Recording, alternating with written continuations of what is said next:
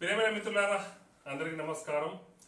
ఈరోజు ఈ యొక్క ప్రోగ్రాం యొక్క ముఖ్య ఉద్దేశం ప్రభుత్వ రంగ సంస్థలన్నీ ప్రత్యక్షంగా పరోక్షంగా ముందుగా నిర్వీర్యం చేస్తూ ఒక్కొక్కటి ప్రైవేట్ పరం చేస్తున్నా కూడా మన నాయకులు ఎవరు ఎక్కువగా స్పందించకపోవడం చాలా బాధాకరం. ఇంకొకటి సరే, ఇప్పుడు నిన్న ధర్మారెడ్డి ఎమ్మెల్యే గారు, పరకాల ఎమ్మెల్యే గారు, ఆయన మాట్లాడిన మాటలు చాలా శోచనీయం. ఎందుకంటే పరకాల ఎమ్మెల్యే చల్లా ధర్మారెడ్డి ఎస్సీ ఎస్టీ బీసీ వాళ్ళకి, మైనారిటీ వాళ్ళకి వర్గాలని టార్గెట్ చేసుకుంటూ ఆయన మాట్లాడిన మాటల మీద మన నాయకులు కానీ లేదా మంత్రులు కానీ ఎంపీలు ఎమ్మెల్యేలు ఎమ్మెల్సీలు ఎవరైనా సరే 100% వాళ్ళు స్పందించకపోవడం బాధాకరం. కానీ కొన్ని సందర్భాల్లో చూస్తే అదే కనుక వేరే వర్గానికి, దోపిడీ వర్గంలో ఉన్న నాయకులకి ఎవరైనా సరే ఒక్క మాట అంటే, లేదా ఆ వర్గం వాళ్ళు పార్టీలు ఏదైనా కావచ్చు, ఏమాత్రం ఒక్క ఈగ వాలితే రెచ్చిపోతారు. ఎట్లా రెచ్చిపోతారు? నిజంగా ఆయనకే దెబ్బ తగిలినట్టు లేదా ఆయనకేదో కీడు జరిగినట్టు, వాళ్ళ ఇంట్లో పెద్ద సమస్య వచ్చినా కూడా స్పందించరు. కానీ అదే కినిక ఒక నాయకుడు ఇంకొక నాయకుడికి చెప్తే, ఈ మన నాయకుడికి, మన సామాజిక వర్గంలో ఉన్న నాయకుడికి ఎక్కడ లేని బాధ, ఇక పాపం వాళ్ళు విలువల్లాడిపోతారు. అయితే ఇప్పుడు ఇవాళ పేపర్ కూడా చూశాను, విశాఖ స్టీల్ ప్లాంట్ 100% ప్రైవేట్ పరం చేస్తున్నారు. దీని గురించి రేపు డైలీ ఇక నుంచి ప్రతిరోజు 8 ఉదయం ఒక వీడియో విడుదల చేయబోతున్నాను. ప్రతి ఒక్కరికి ఆలోచింపచేయాలనే కోణంతోనే తప్ప వేరేది కాదు. అయితే ఈ విశాఖ స్టీల్ ప్లాంట్ కి ఎందుకు చేస్తున్నారు ఏమిటి అనేది ఒక వీడియో రూపొందిస్తాను. ఇక నుంచి దఫాలుగా నేను చేసే కార్యక్రమాల్లో 100% అందరికీ న్యాయం జరగాలనే కోణంతోనే మనము ముందుకు అడుగులేయబోతున్నాం. కాబట్టి ఇవాళ జరిగిన విషయం, అది పేపర్ చదివిన తర్వాత చాలా బాధ అయింది. ఇప్పుడే ఒక మిత్రులు, ఒక ప్రసాద్ అనే మన ఫ్రెండ్ ఫోన్ చేశారు. సార్, ఒకటి గమనించారా, 1960లో అప్పుడు జవహర్ లాల్ నెహ్రూ గారు ఎల్ఐసి సంస్థను స్థాపించి కేవలం 5,000 కోట్లు ఇచ్చారు సార్. ఇప్పుడు అది లక్షల కోట్లకు టర్నోవర్కు చేరుకొని దాని మీద ఉన్న బెనిఫిట్స్ కూడా ప్రభుత్వానికి వస్తుందంటే చూడండి సార్ అని ఆయన ఒక విషయం లేవదెత్తారు. నిజంగా అంటే బిఎస్ఎన్ఎల్ చూసినా, కొన్ని రైల్వే రూట్లను చూసినా, కొన్ని విమానాశ్రయాలు చూసినా కూడా ప్రైవేట్ పరం కాబోతున్నాయి. మరి మన నాయకులు ఉత్సవ విగ్రహాల్లాగా ఉంటున్నారు. ఓటు వస్తుంటే మనం సొంగలార్చుకొని పోయి ఆయన జంట పట్టుకొని, పార్టీతో సంబంధం లేదు నాయన దయచేసి. ఎందుకంటే ప్రతి ఒక్క మేధావి వర్గం దీంట్లో అవుట్ సోర్సింగ్ వాళ్ళు ఎంతో మంది బాధపడుతున్నారు, రెగ్యులర్ జాబ్ రాక బాధపడుతున్నారు. అసలు ఇంకొకటి, వాస్తవంగా నేను ఒక ఎంప్లాయీని, నా ఏజ్ లిమిట్ 58 నుంచి 60 చేస్తే 2 సంవత్సరాలు నాకు ఇంకా బెనిఫిట్ వస్తుంది. నాకున్న శాలరీ ప్రకారం 1/2 కోటి రూపాయల కంటే దాదాపు 1 కోటి రూపాయలు ఎక్కువ వస్తుంది. ఎందుకు? దాని పెయిడ్ హాలిడేస్ అని ఇదని అన్ని రకాలుగా అలవెన్స్ చూసుకుంటే 1 కోటి రూపాయలు నాకు నష్టం. అయినా కూడా నేను ఏం ఆలోచిస్తున్నా, నేను ఒక్కడే మంచిగా ఉండాలని కాదు, నాతో పాటు నా సామాజిక వర్గం వాళ్ళందరూ రావాలని. కానీ ఇక్కడ బాధాకరం, వాస్తవంగా మన ఏజ్ పెంచాల్సింది జాబ్లో ఉన్న వాళ్ళకి కాదు, జాబ్ రాని వాళ్ళకి కూడా వయో పరిమితి పెంచి వాళ్ళకి జాబ్ సౌకర్యం కల్పించే ప్రయత్నం చేయాలి. కానీ ఇప్పుడు ఉదాహరణకు విశాఖ స్టీల్ ప్లాంట్ చూద్దాం. దాంట్లో 18,000కు పై చిలుకు రెగ్యులర్ ఎంప్లాయీ ఉన్నారు. దాదాపు 20 నుంచి 22,000కు పై చిలుకు దాదాపు కొంత అవుట్ సోర్సింగ్ వాళ్ళు ఉన్నారు. అంటే వాళ్ళు ఏ విధంగా కానీ దాన్ని నమ్ముకొని బతుకుతున్నారు. ఇప్పుడు దానివల్ల ప్రతి సంవత్సరం ప్రభుత్వానికి 1,000 కోట్ల ఆదాయం వస్తుంది. నష్టం వస్తుందా అంటే అది ఏ లేదు. కొద్దిగా కామన్ సెన్స్ ఉన్న వాళ్ళు ఎవరైనా సరే, 4 కొడుకుల్లో ఏ ఒక్క కొడుకు వీక్ అయితే తండ్రి ఆలోచించి ఈ కొడుకుని ఏ విధంగా ముందుకు నడిపించాలి అని మనము, మా తండ్రి అంటే పల్లెటూర్లలో చదువు రాని వాళ్ళు కూడా గొర్రెలు మేపే మా గొల్ల తాతలు, గొల్ల మామలు కూడా, లేదా మేము బంజారా బిడ్డలమైనా సరే మా తల్లిదండ్రులు కానీ మా మామలు కానీ ఎవరైనా సరే కానీ బ్యాలెన్స్ గా ఆలోచిస్తారు. కానీ ఇక్కడ ద్రోహం జరగబోతుంది. అన్ని గుత్తాధిపత్యం ప్రైవేట్ పరం వ్యక్తుల చేతులు పోయిన తర్వాత ఇప్పటికే జాబులు రాక చదివిన చదువుకు సార్థకత లేక ఇటు యువకులతో పాటు కన్న తల్లిదండ్రులు వాళ్ళ మనోవేదన వాళ్ళ బాధను చూస్తుంటే నేను ఏదైనా విలేజ్ పోతే అయ్యా దయచేసి మా బాబుకి ఎక్కడ ఏదో చిన్నదో పెద్దదో జాబ్ చూడమంటుంటే చాలా బాధపడుతున్నా. ఎందుకు బాధపడుతున్నానంటే డిగ్రీ చేసిన వాళ్ళు, ఎంటెక్ చేసిన వాళ్ళు, పీజీ చేసిన వాళ్ళు కనీసం 12,000 రూపాయల నెలకి రావాలి వచ్చిన చాలు అని వాళ్ళు అడుగుతుంటే ఎంత బాధ ఉందండి. ఇప్పుడు చూడండి, ఇది ప్రభుత్వ రంగ సంస్థ ఉంది, కానీ అది ప్రైవేట్ పరం చేయకుండా ఇంకా అభివృద్ధి చెందితే ఉన్న వాళ్ళకి రెగ్యులర్ చేసి ఇంకా ఏమైనా చేస్తే ఇంకా ప్రభుత్వం ఇంకా 3 కాలాల పాటు చల్లగా వర్దిల్లాలని అందరం మొక్కుకుంటాము, దేవుణ్ణి ప్రార్థిస్తాం కదా మా ప్రభుత్వాన్ని కాపాడమని. కానీ ఇటువంటి సందర్భంలో కానీ లేదా నిన్న మన ఎమ్మెల్యే పరకాల ఎమ్మెల్యే చల్లా ధర్మారెడ్డి గారు మాట్లాడిన మాటల మీద కానీ ఏది జరిగినా కూడా ఏ నిరసన చేసిన హైదరాబాద్ నడిబొడ్డున హబ్సిగూడ చౌరస్తా అంబేద్కర్ విగ్రహానికి పాలాభిషేకం నేను చేసినప్పుడు మన మిత్రులు చేశారు, నేను కూడా కొన్ని చోట్ల పోయి జనాల్ని చైతన్యపరిచే ప్రయత్నం చేస్తున్నాను, కానీ ఫలితం 100% రాకపోవడానికి కారణం అసలు మనలో చైతన్యం లేదు. రైతులు చేస్తున్న కార్యక్రమం వాళ్ళ యొక్క ఆందోళనని కేంద్ర ప్రభుత్వము 100% గ్రహించిందో లేదో, రాష్ట్ర ప్రభుత్వాలు ఏం చేస్తున్నాయో భగవంతుడు తెలుసు. కానీ అంతర్జాతీయ స్థాయిలో ఇప్పుడు ఇవాళ పేపర్ కూడా చూశాను, వేరే దేశాల్లో కూడా ఇటువంటి ఆందోళన మీద వాళ్ళు దీర్ఘంగా ఆలోచిస్తున్నారు. అసలు ఏం జరుగుతుందని, మరి యువత ఎటుపోతుంది? సరే, ఈ యువకులందరూ సంఘాల పేరులో ముసుగులో లేదా యూనియన్ల ముసుగులో లేదా వివిధ సామాజిక వర్గాల నాయకులుగా పేరున్న వాళ్ళందరూ ఓటేసేటప్పుడు బిర్యానీ పాకెట్లకు మందులకి అన్ని అమ్ముడు పోవడం వల్లనే ఇది దాపురిచింది. సరే, ఏది ఏమైనప్పటికీ కానీ ఇటు ధర్మారెడ్డి గారు ఆయన విచక్షణ రహితంగా మాట్లాడారు. దాని గురించి నేను 2 సార్లు కూడా వీడియో చేయడం జరిగింది. ఇప్పుడు ఆయన గురించి యాక్చువల్గా ఏ విధంగా చేయాలని కూడా చెప్పడం జరిగింది. కానీ అటువంటి అసందర్భంగా లేదా కొన్ని సామాజిక వర్గానికి కించపరుస్తూ మాట్లాడే వాళ్ళని సస్పెండ్ చేయమని తోటి ఎమ్మెల్యేలు కానీ మినిస్టర్స్ కానీ ఎంపీలు కానీ ఎవడు ఎందుకు మాట్లాడలేకపోతున్నారు అంటే వాళ్ళు వినటం లేదా, వాళ్ళ దృష్టికి పోవటం లేదా, వాళ్ళ కళ్ళకు కబోదులు అయిపోయాయా, చెవులు చెవిటి అయిపోయాయా? ఇది ఎక్కడ చోద్యం. కాబట్టి ప్రతి ఒక్క ఎమ్మెల్యేలారా మీకు దండ పెడుతున్నా, మీలో మార్పు రాకపోతే రాబోయే రోజుల్లో మీరు పోటీ చేయడం దండగో. ఎందుకు దండగా? మీ వల్ల ఉపయోగం ఏంటి? ఎవడైనా ఇంటికి వస్తే అయ్యా ఆకలి అంటే ఓకే పెడతాం నాయన అని చెప్తారు. కానీ ధర్మారెడ్డి లాంటి పాప ఆయన వద్దులే, కానీ ఎవరైనా సరే అయ్యా ఉండు బియ్య బస్తా చెప్పి చూపిస్తే కరుపు నిండుద్దా? లేదా అయ్యా ఇగో ఇది ఉంది మన ఇంట్లో పప్పు ఉంది పప్పు ప్యాకెట్ చూపిస్తే అయిపోద్దా? అది వండాలి పెడితేనే కరుపు నిండుద్ది. నిరుద్యోగులు ఎప్పుడు వాళ్ళ అసహనాన్ని విడిచిపెడతారంటే వాళ్ళకి చదివిన చదువుకు రావాల్సిందే, ఏదో రకంగా దారి చూపాలి. కానీ దారి చూపకపోగా ఇవన్నీ పర్యటపరం చేసి నువ్వు ఎటైనా బతుకున్నానా అంటే దీనివల్ల లాభం ఎవరికి? నిజంగా ఆలోచించుకోండి. ఇది ఒకవేళ విశాఖ స్టీల్ ప్లాంట్ నేనే కొన్నాను అనుకో, లేదా నాకే 100% ప్రైవేట్ నాకు ఇచ్చింది అనుకుందాము, నేనేం చేస్తా?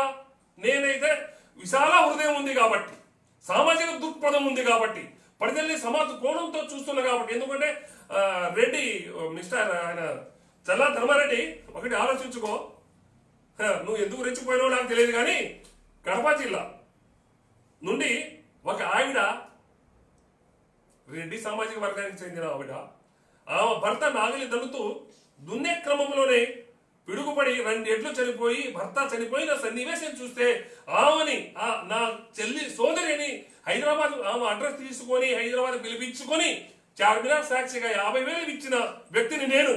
నీకు సిగ్గు సరం ఇంగిత జ్ఞానం అన్ని ఉన్నాయి అనుకుందాం, నిజంగా ఉంటే ఎమ్మటే సస్పెండ్ చేయాలి అనమాట. నువ్వు రాజీనామా చేయి, మళ్ళీ గెలువు.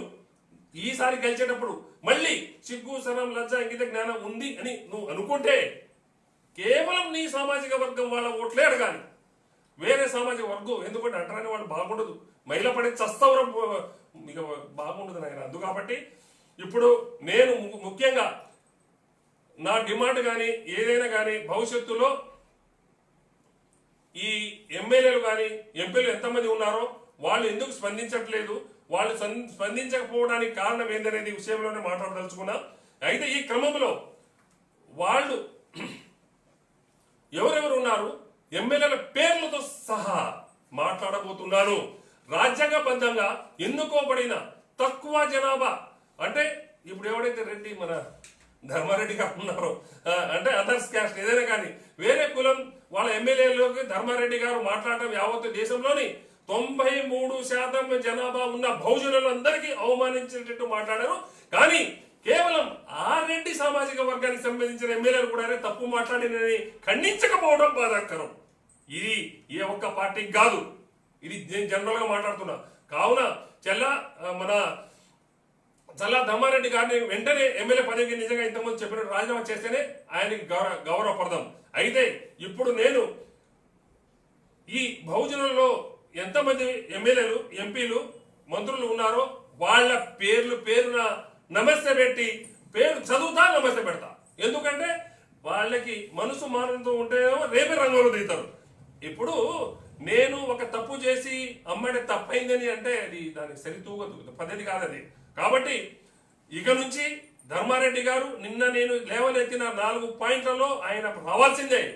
ఎందుకంటే చేతికి బురద అంటితే సబ్బుతో నీళ్లతో కడుగుతాం. అదే విధంగా ఏదైనా మనం పోయేటప్పుడు కాళ్ళు జాగితే మళ్ళీ చదువుకొని మళ్ళీ కట్టపట్టుకుని నడుస్తాం, మళ్ళీ ఇంకోసారికి జారకుండా అట్లా ప్రతి దానికి ఉంటది. అంటే ఇప్పుడు ఆయన ఇమీడియట్ గా రాజీనామా చేయాలి.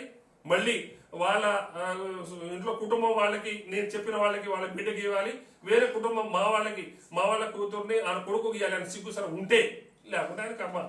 ఇవి 2 పాయింట్లకి ఇక నుంచి నేను పేరు చదువుతున్నా. దయచేసి అందరికీ నమస్తే పెడుతున్నా, పేరు చదువుతున్నా. నంబర్ 1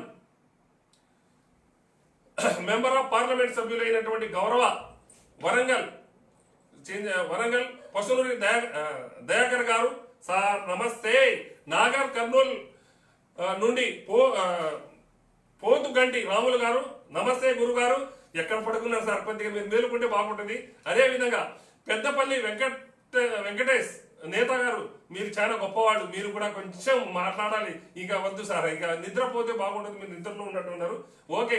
అదే విధంగా మహబూబాబాద్ మాలోత్ కవితమ్మ నమస్తే చెల్లి అమ్మ అక్క. మీరు కూడా కొద్దిగా కొంచెం ఆలోచించుకో. ఇక నుంచి ఈ వీడియో మీ దృష్టికి రావాలని కోరుకుంటున్నాను తల్లి అమ్మ అక్క. నేను కూడా గౌరవాయి జాడి నమస్తే బాయ్ నమస్తే జరా తూ వాతకరు యాడి సవార. అదే విధంగా ఆదిలాబాద్ స్వయం బాబురావు గారు నమస్తే సార్. స్వయం బాబురావు గారు నమస్తే.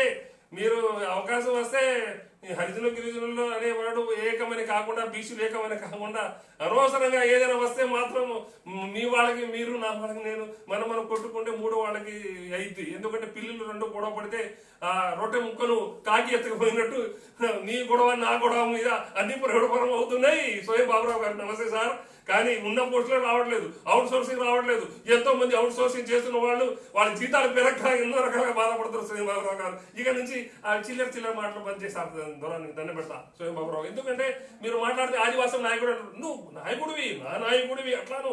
కానీ మీరు ఇంత ఫైటింగ్ చేయడం వల్ల ఉన్న ఉద్యోగాలు రాకపోగా ఉన్నాయన్నీ కాకులు ఎత్తిపోతున్నాయి. అంటే ఇవన్నీ చూడు, రైల్వేలు కొన్ని పర్యటనమైనాయి, కొన్ని రూట్లలో, అదే విధంగా విమానాశ్రయాలు పర్యటన అవుతున్నాయి సార్. అదే విధంగా ఇప్పుడు చూశారు కదా ఇవాళ ఏది మన విశాఖ స్టీల్ ప్లాంట్ అలా అన్ని ఒక్కొక్కటి పోతాయి. దాంట్లో ఎందుకు మాట్లాడలేదు సార్? మళ్ళీ వస్తే మనకి తప్పు sir.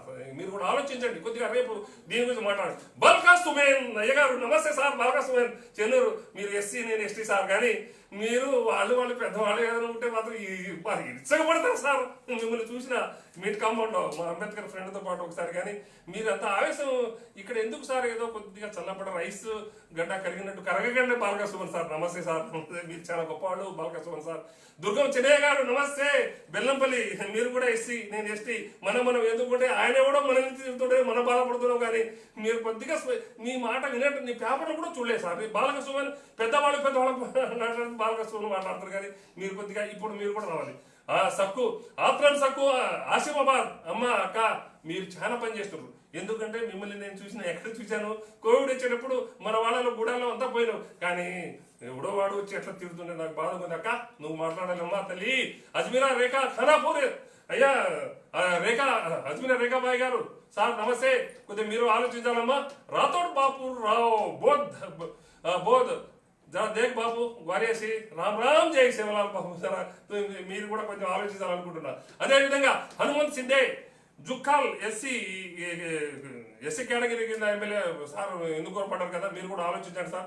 Koppula Eshwar Dharmapuri SC reserved కింద మీరు కూడా వచ్చారు, ఆలోచించండి సార్. దయచేసి మనకు ఇంత అన్యాయం జరుగుతుంటే మీరు మాట్లాడకపోవడం ఉత్సవ విగ్రహాలు ఉండడం బాగలేదు సార్, ఎందుకంటే ఇది కొంచెం గౌరవం సార్. అదేవిధంగా ఎస్సీ సామాజిక వర్గానికి చెందినటువంటి మా సోదరుడు రవిశంకర్ చొప్పదండి, ఏం నాయన మీరు టీవీలో పేపర్లో కానీ ఖండించినా కూడా ఖండించలేదు సార్, ఇది అన్యాయం సార్. రసమయ బాలకిషన్ మీ పాటలతోనే రోజులు ఆయన మాట్లాడి ఇన్ని రోజులు అయింది, మీ పాటలు ఎడిపోయినాయి సార్, లేదా అన్ని కనీసం ఒక్క పాట వినాలి బాలకిషన్ సార్. నమస్తే సార్, ఎందుకంటే మీ గొంతు బాగుంది, మీరు పాటలు పాడుతా అంటే చాలా బాగుంటాయి సార్. ఎందుకంటే కొద్దిగా మీ పాటల రూపంలో జనాలకి కొంచెం మీరు ఉత్తేజపరచాలని మిమ్మల్ని దండం పెడుతున్నా అయ్య గారు. ఎందుకంటే బాలకిషన్ అంటే నిజంగా యు ఆర్ గ్రేట్ సార్.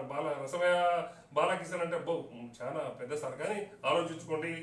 ఇంకోటి క్రాంతి కిరణ్ ఆందోళ్, అయ్యా మీరు ఎస్సీ సామాజిక వర్గం నుంచి వచ్చారు, దయచేసి ఆయన మనకే తిట్టింటారు నాయన, కొద్దిగా ఆలోచించుకోద్దారా, అన్ని ప్రైవేట్ అవుతున్నాయి, మీరు మాట్లాడాలంటే బాగుండదు. అదేవిధంగా కొన్నింటి మాణిక్యరావు జహీరాబాద్, కొద్దిగా ఆలోచించుకోండి మాణిక్యరావు గారు, ఇది ఎస్సీ కాన్స్టిట్యున్సీకి సంబంధించింది. అయితే ఇదే విధంగా కాలే యాదయ్య చేవిళ్ళ, యాదయ్య గారు నమస్తే సార్. కొద్దిగా చూడండి, చేవిళ్ళ కూడా 2-3 సార్లు వచ్చాను, మీరు వికారాబాద్ పోయే రూట్లో చూసాం, కానీ మీలో కూడా పౌరుషం ఉందని తెలుసు, కానీ మీరు కొద్దిగా ఐస్ తక్కువ తినండి, ఎందుకంటే కొద్దిగా మరీ కూల్ అయిపోయారు. ఛాయ్ తాగితే కొద్దిగా హాట్ ఉంటాయి సార్ దయచేసి. ఇంకోటి అందరి రోగాలు నయం చేసే డాక్టర్ మోతుకు ఆనంద్ వికారాబాద్, నమస్తే. నమస్తే సార్, డాక్టర్ నమస్తే.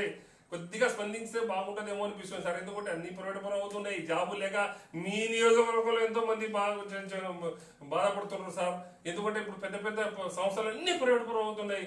ఇక ఇప్పుడు మీరు సరే మేము చేయలేము, కానీ మీరు కనీసము మంచి హోదాలో ఉన్నారు కదా సార్, మీ వాయిస్ కొద్దిగా మీరు కదిలితే బాగుంటుంది సార్. నమస్తే పెడదామని మీ పేరు, అంతే, ఏం లేదు సార్. అక్కడ జీ సాయన సికింద్రాబాద్ కంటోన్మెంట్, నమస్తే సాయన గారు, ఎందుకంటే మీరు కూడా స్పందించాలి సార్. అబ్రహం అనంపూర్ ఎస్సీ దీని ద్వారా ఎన్నుకోగలరు, మీరు కూడా ఆలోచించారు సార్. గువ్వల బాలరాజు అచ్చంపేట, దయచేసి మీరు కూడా మీ బాణిని వినిపించే ప్రయత్నం చేయండి. రవీంద్ర కుమార్ రమావత్ దేవరకొండ ఎస్టీ, రవీంద్ర కుమార్ నాయక్ దేవరకొండ సార్, నమస్తే.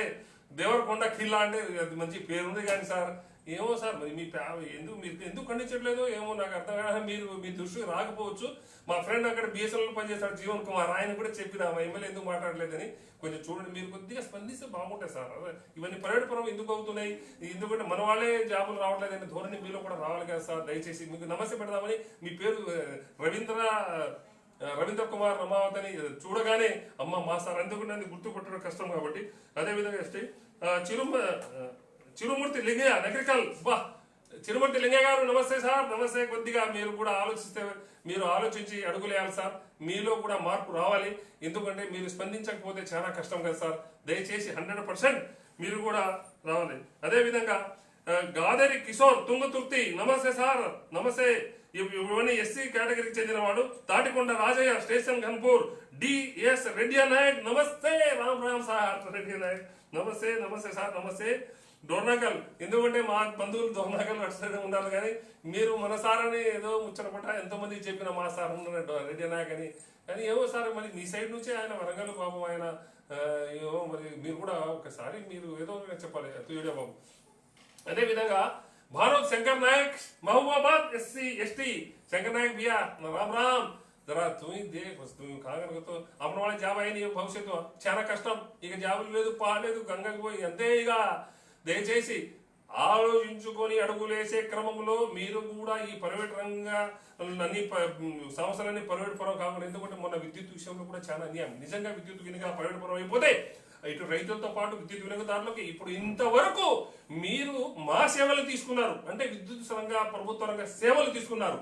ఒక్కసారి ప్రైవేట్ పరం అయిపోతే ఇప్పుడు మీరు ఇవన్నీ రావు, ఏది బెనిఫిట్స్ కానీ ఏదైనా రావు. ఎందుకు రావు అంటే ప్రైవేట్ వాడు ఏది అనుకుంటే అదే, ఇక దాంట్లో కథమే. నీకు అవుట్ సోర్సింగ్ అవన్నీ పక్కన పడేస్తే కనీసం నువ్వు తీసుకునేది కూడా కమర్షియలైజ్డ్ గా ఆలోచిస్తాడు. దయచేసి భారత్ శంకర్ నాయక్ సాబ్ జర ఆలోచన కర్పియా తో గ్వారియా మై గ్వారియా ఆలుని రమేష్ వర్ధన్నపేట ఎస్సీ, నమస్తే సార్, కొద్దిగా ఆలోచించండి సార్. రమేష్ సార్ నమస్తే. అదేవిధంగా దానసరి అనసూర్య అలియా సీతక్క ములుగు ఎస్టీ సీతక్క నమస్తే అమ్మ, నమస్తే బాయ్, నమస్తే సీతక్క.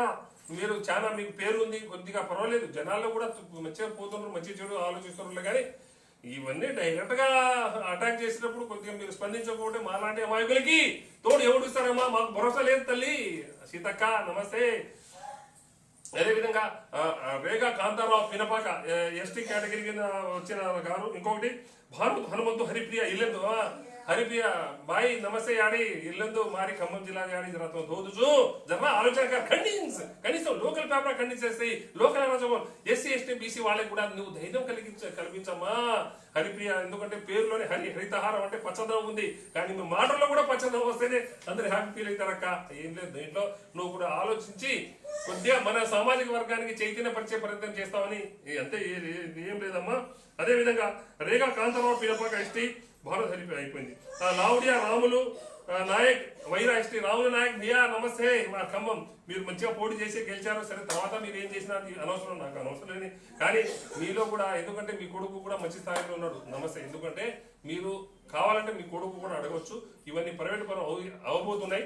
ఒక్కసారికి నేను అన్ని ప్రైవేట్ పనులు అయితే భవిష్యత్తులో ఎవరికి ఏ సమాజ వర్గానికి నష్టం అనేది కూడా మీరు కొంచెం ఆలోచించుకొని అది కూడా ఖండిస్తూ ఈ మన చెల్లా ధర్మారెడ్డి గారి మాటల విషయంలో మీకు మంచి అనిపించదు లేదో దాని నుంచి కూడా కొంచెం స్టేట్మెంట్ ఇస్తే కనీసం మీరు ఉన్నారని భరోసా అయినా మాకుంటుంది. న్యాయం జరగకుండా తర్వాత దేవుడు, కానీ మీరు ఉన్నారని మీరు సపోర్ట్ ఇస్తారు, కనీసం మాట్లాడతారని ఉంటుంది కదా. నమస్తే సార్, నమస్తే. కాయించేటువంటి ఆలోచన కాదు.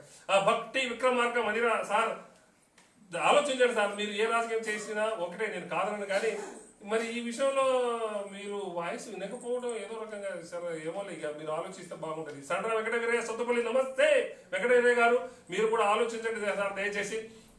అదేవిధంగా మొచ్చ నాగేశ్వరరావు అస్తరావుపేట ఎస్టీ, వీరయ్య భద్రాచలం ఎస్టీ, వీరయ్య నమస్తే సార్ ఆలోచించుకోండి. అంబేద్కర్ గారు పోరాడి భారత రాజ్యాంగంలో ఆర్టికల్ 330 మరియు 332 ప్రకారం ఎస్టీ మరియు ఎస్సీ రిజర్వ్డ్ సీట్లలో ఎమ్మెల్యేలుగా ఎన్నికైన వారు ఎస్సీ ఎస్టీ ప్రజలు గొంతుకను పార్లమెంట్లో మరియు అసెంబ్లీలో తప్పగా వినిపించాలి.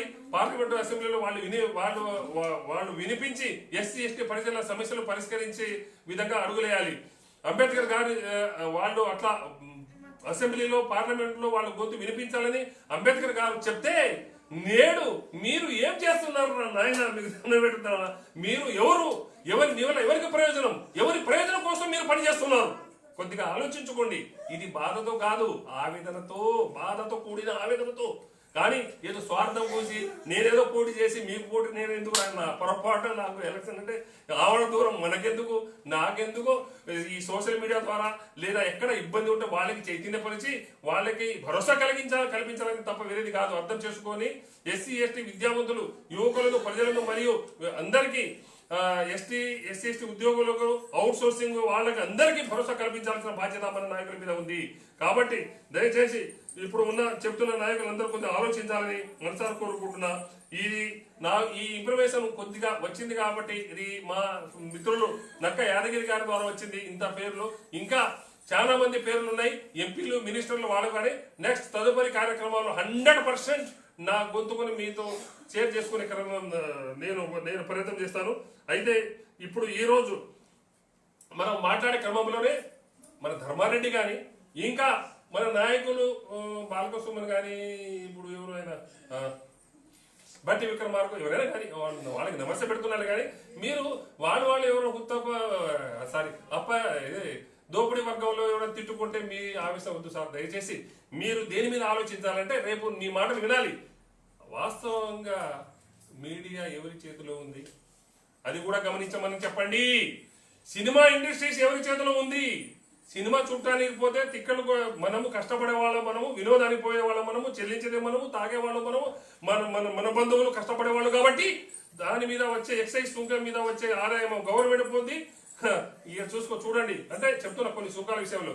అలాగనే మైండ్స్ ఎవరి చేతిలో ఉంది నాయన, పరిశ్రమలు ఎవరి చేతిలో ఉన్నాయి? ఉన్న పరిశ్రమలని ప్రైవేట్ పరం చేస్తున్నారు. అదే విధంగా అంటే ప్రభుత్వ రంగ పరిశ్రమల గురించి చెప్తున్నా.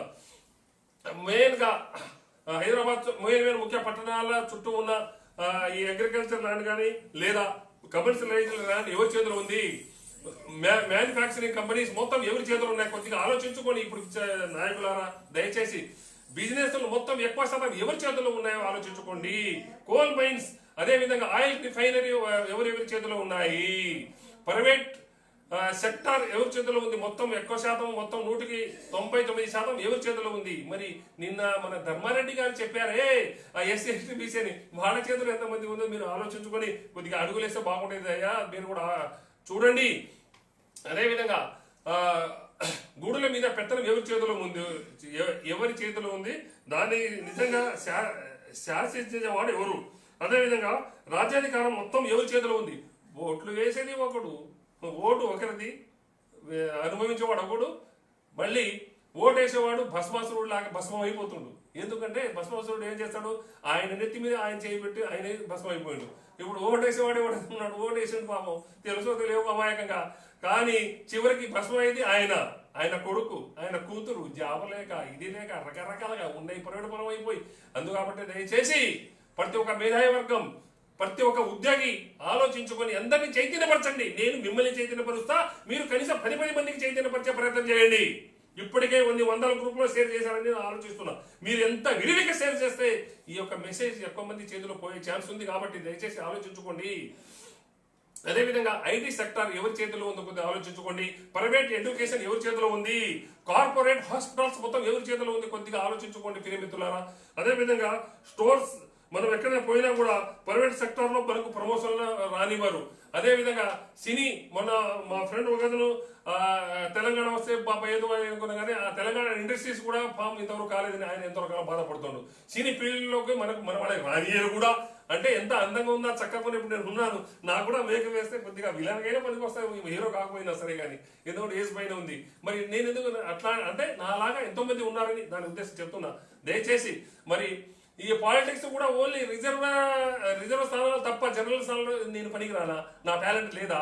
మరి నేను కూడా జాబ్ చేస్తూ 23 జిల్లాల్లో థెఫ్ట్ షూటర్ అవార్డు తెచ్చుకున్న ఘనత కలిగిన వ్యక్తిని, అంతర్జాతీయ స్థాయిలో విద్యుత్ సదస్సులకు హాజరైన వ్యక్తిని, ఎన్నో రకాలుగా అవార్డు తీసుకున్న వ్యక్తిని. మరి నేను ఎందుకు పనికి రాను? దయచేసి ఆలోచించుకోండి. స్విస్ బ్యాంక్ అకౌంట్ల వివరాలు బయట పెడితే దాంట్లో ఎస్సీ ఎస్టీ బీసీలు ఎంతమంది ఉన్నారో బయటపడుతుంది. మరి ఏ సామాజిక వర్గం అంటే మన ధర్మారెడ్డి గారు కూడా తెలియాలి, ఇది ఎంత ఉన్నారో అది మొత్తం బయటకు వస్తుంది. అదేవిధంగా 60 సంవత్సరాలు మొత్తము లాస్ట్ 60 years లో ఎంతమంది బ్యాంక్స్ కు సంబంధించి లావాదేవీల్లో ఎక్కువగా మోసం చేశారు, వాటి వివరాలు బయట ఎందుకు పెట్టట్లేదు? బయట పెడితే అందులో ఎస్సీ ఎస్టీ బీసీ మరియు మైనారిటీ ఎంతమంది ఉన్నారో కూడా తెలిసిపోతుంది కదా. అంటే మీ చేతిలో ఉంది, చూసుకోండి. ఆయన ఈ విషయాన్ని కూడా మన వాళ్ళు అడిగితే బాగుంటుంది. బోర్డు తిప్పేసి ఎన్నో రకాలుగా కంపెనీలు బోర్డు తిప్పేసి ఇన్సూరెన్స్ కంపెనీ ఎన్ని ఉన్నాయో వాళ్ళ దగ్గర ఎంత వసూలు చేస్తారో కూడా తెలిసిపోద్ది. మరి ఇటువంటి దివాలా తీసిన దాంట్లో ఎస్సీ ఎస్టీ బీసీలో ఎన్ని కంపెనీలు ఉన్నాయో బయటపడుతుంది. ఏది ఏ కులమైనా సరే వారు దయచేసి ఎస్సీ ఎస్టీ బీసీ మరియు ఓసీలు ప్రకారం మొత్తం టోటల్ ఈ లిస్టులన్నీ కనుక బ్యాంకుల వైజ్ ఎన్ని రుణాలు తీసుకున్నారు, ఎంత ఎగగొట్టారు, ఇన్నిటికీ ప్రభుత్వం అఫీషియల్ గా మాఫీ చేసేది. మరి మాఫీ 1,00,000 కోట్లు చేస్తే నష్టం, దానివల్ల ఎవరికి లాభం కొద్దిగా ఆలోచించుకోమని చెప్తాం. అదేవిధంగా వీరన్ మోడీ లలిత్ మోడీ లాగా ఎంతమంది బ్యాంకులను మోసం చేశారు అనేది కులాల వారీగా శాతం, అంటే పర్సెంటేజ్ శాతం ప్రకారం బయట పెట్టాలి ప్రియ మిత్రులారా. అయితే మనకు తెలుస్తుంది ఇవన్నీ బయట పెట్టాలంటే మన ఎమ్మెల్యేలు, ఎంపీలు మరియు మంత్రులు వాళ్ళు కొద్దిగా చర్య తీసుకోవాలి, చొరవ తీసుకోవాలి. అదేవిధంగా బకాయిల రూపంలో ఏ కులానికి ఎంత మొత్తంలో రుణమాఫీ చేశారు ప్రభుత్వం వాళ్ళు అనేది బయటపడాలి. అయితేనే కదా తెలిసేది.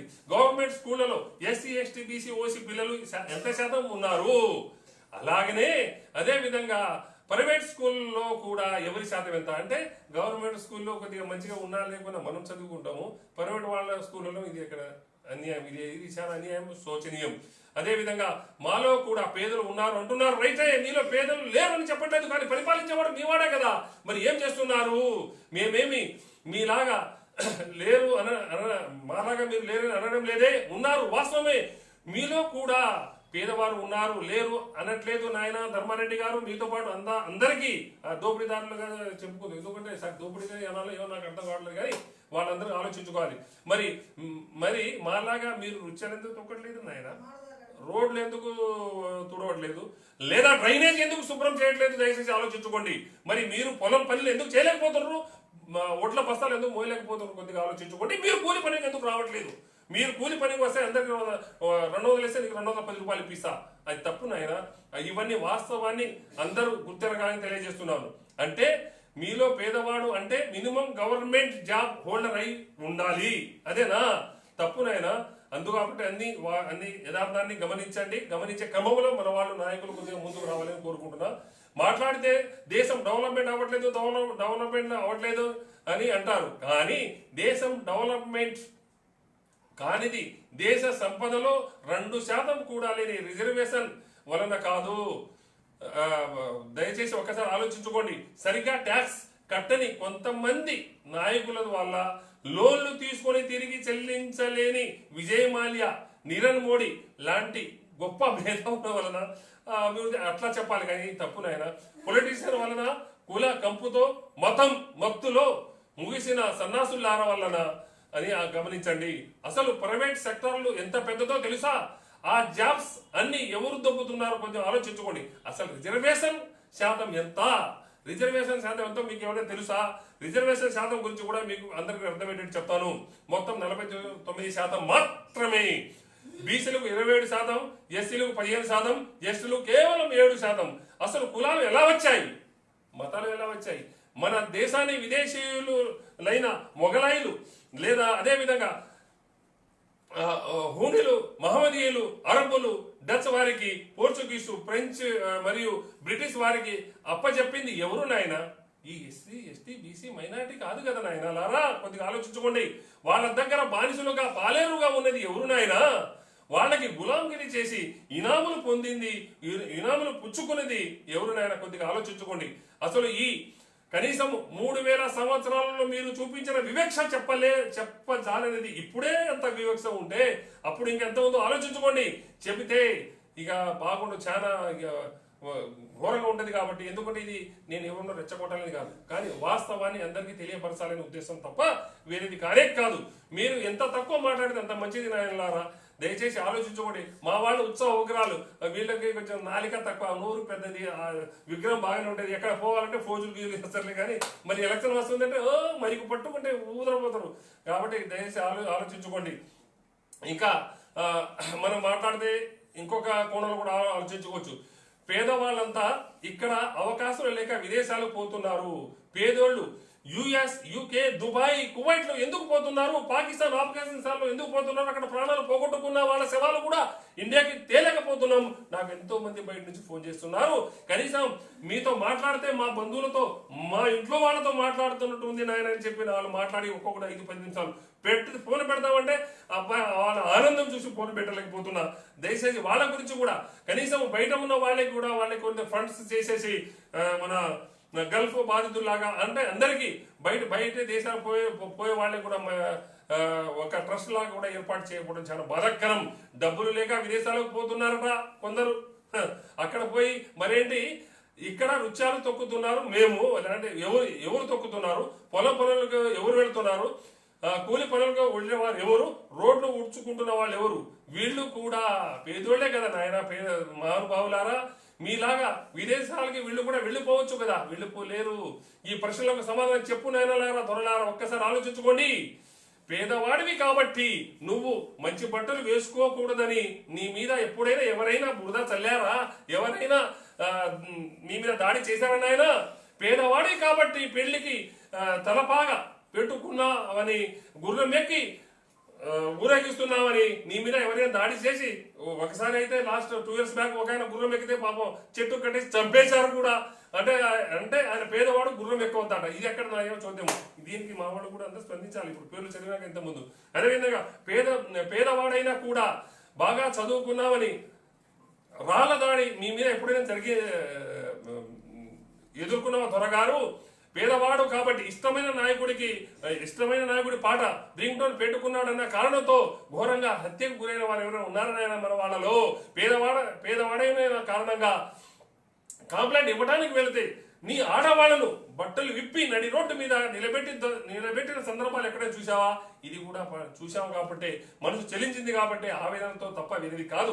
పేదవాడైన కారణంగానే గుడిలోకి బడిలోకి మరియు అడుగు పెట్టవద్దంటే, గుడి కానీ బడి కానీ ఎక్కడైనా అడుగు పెట్టవద్దని నిన్ను ఎవరైనా కొట్టి చంపారనైనా పేదవాడి కాబట్టి ఆవులు గేదెలు కుక్కలు పందులు తిరుగుతున్న చెరువులో కూడా నువ్వు మంచి నీళ్లు అంటుకోవడానికి వీల్లేదని నిన్ను ఎవరైనా నెట్టారనైనా దయచేసి ఈ వీటికి సమాధానం మీరు చెప్పాల్సిందే దొరగారు, ధర్మారెడ్డి గారు. ఎందుకంటే మా వాళ్ళకి నాలుగా చిన్నదైంది ఈ మధ్య, ఎందుకు వయసు తిని అనుకుంటా. పేదవాడు కాబట్టి వేరే కులం వాడు తాగే గ్లాసు ముట్టుకున్నామని మలం నోట్లో ఇంకా చెప్పొద్దులే కానీ పెట్టి తినమని నీకు ఎవరైనా కొట్టారా నాయన? ఇది చాలా ఈ వర్డ్ చెప్పాలని బాధ అనిపిస్తుంది. పేదవాడి కాబట్టి ఇక మీ వాళ్ళని అంటే నీ అక్క చెల్లెని చెప్పొద్దు. ఎందుకంటే మీ వాళ్ళకి జోగిని కానీ లేదా బసివిని చేసి ఊరంతా అనుభవించిన సందర్భాలు మీలో ఎవరైనా ఉన్నాయా ద్వారా? ఇవన్నీ సమాధానం మీరు చెప్పాలి కదా దొరగారు. పేదవాడి కాబట్టి మంత్రాలు చేస్తున్నావు అనే నేపంతో ఊరంతా తిప్పి కలిసి చెట్టుకు కొట్టి చంపి సజీవ దహనం ఎక్కడైనా మన వాళ్ళకి చేశారా దొరగారు? పేదవాడి కాబట్టి చేతబడి చేస్తున్నారంటూ ఊరంతా నీకు నిజంగా చేసి ఇక చెప్పని విధంగా నగ్నంగా ఊరేగించిన సామూహికంగా హత్యాచారం చేసిన సంఘటన ఎక్కడైనా ఉందా దొరగారు? దయచేసి ఆలోచించుకోదరా. పేదవాడమైన కారణంగా అగ్రకుల ఊరి పెద్ద కనిపిస్తే లేచి కూర్చోలేదనే కారణంతో వికలాంగులని కూడా చూడకుండా నీ ఇంటి ఆడవాళ్ళను నగ్నంగా ఊరేగించిన సందర్భం ఎక్కడ ఉందా దొరా? పేదవాడే కాబట్టి ప్రేమించినందుకు ఇక అసందర్భంగా గలీజ్గా మాట్లాడి ఇక మీ ఇంటి వాళ్ళతో కాపురం చేయమని గ్రామం సభ అయినా తీర్పు ఇచ్చిందా దొరగారు? వీటన్నిటికీ ఆలోచించుకోండి. పేదవాడి కాబట్టి అమ్మాయిని ప్రేమిస్తే మీ ఇంట్లో ఆడవాళ్ళను సామూహికంగా అత్యాచారం చేసిన సంఘటనలు మీ గ్రామ పంచాయతీలో ఎప్పుడైనా తీర్పు ఇచ్చారా దొరగారు? మీ గురించి పేదవాడైన కారణంగా నీ హక్కుల కోసం ఎక్కడికెక్కితే కుక్కల్ని కాల్చినట్టు పోలీసులు పేల్చిన తూటాలకు నీ అన్నదమ్ములు ఎంతమంది బలయ్యారు దొరగారు? ఒక్కసారి ఆలోచించుకోండి. ఒక్క బైర్లాంగి, ఒక్క చొండోరు, ఒక కారం చెడు, ఒక నీరుకొండ, ఒక పిలువ అంటే ఇవన్నీ మనం చెప్పుకుంటూ పోతే చాలా ఉంటాయి. మరి ఇవన్నీ ఆలోచించుకోండి. మనం అడుగులేస్తే ఇక దీని గురించి మనం ఉంటుంది. ఇవి ఎన్ని విషయాలు భూమి కాబట్టి ఇవన్నీ ఇంత క్షోభని అనుభవిస్తున్నాము. మీకు నిజంగా సిగ్గు సరం లజ్జ ఉంటే ఇక నుంచి అయినా మారండి, మనసులకు బయటికి రండి, వాస్తవాన్ని గ్రహించండి. నేను చెప్పే దాంట్లో తప్పు ఉంటే తప్పు ఉందని చెప్పు. ఎందుకంటే నేను మిమ్మల్ని ఎవరిని నేను కించపరచాలని కాదు, కానీ ఆవేదనకి హద్దు దాటిపోయింది కాబట్టి ఈ హద్దుని ఇక ఏం చేసే క్రమంలో లేవు. దయచేసి ఇక నుంచి అయినా సరే మార్పు రావాలి. మార్పు రాకపోతే ఇక చాలా ఇంకా అనర్థాలు జరుగుద్ది. మీరు నాగరికతకి విద్యకి 400 సంవత్సరాలు దూరం చేసిన దానికి సమాజంలోకి వచ్చి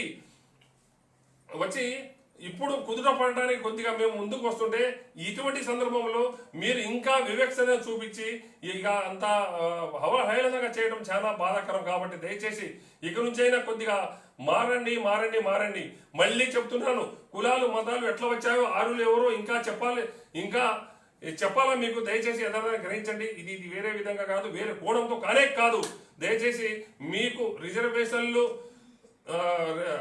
వద్దనుకుంటే అధికారం మీ చేతిలో ఉంది కాబట్టి ప్రత్యేక దేశం ఏర్పాట్లు ఇక మీరు చేసుకుంటారో మార్క్ చేస్తారో చేయండి. సవాస్ ఇక జరిగిన దానికి కూడా ఇక వేరే విధంగా మనము కామెంట్ చేస్తే బాగోదు. కాదు, యథార్థాన్ని మీరు గ్రహించి భవిష్యత్తులో కూడా మా నాయకులు దయచేసి ఉత్సవ విగ్రహాలాగా ఉండకుండా ప్రతి ఒక్క నాయకుడు మేలుకొని యథార్థాన్ని గ్రహించి భవిష్యత్తులో ఇవన్నీ పర్యటనగా కాకుండా ప్రతి ఒక్కరికి న్యాయం జరిగే విధంగా, ఎందుకంటే ఒక్కొక్క సంస్థలని పర్యటన చేస్తుంటే చాలా బాధ కలుగుతుంది. ఈ నాయకులు కూడా స్పందించకపోవడం చాలా విడ్డూరం. కాబట్టి ఇక నుంచి మార్పు రావాలి అని కోరుకుంటున్నా. జై భీమ్, జై భీమ్. అందరికీ నమస్తే.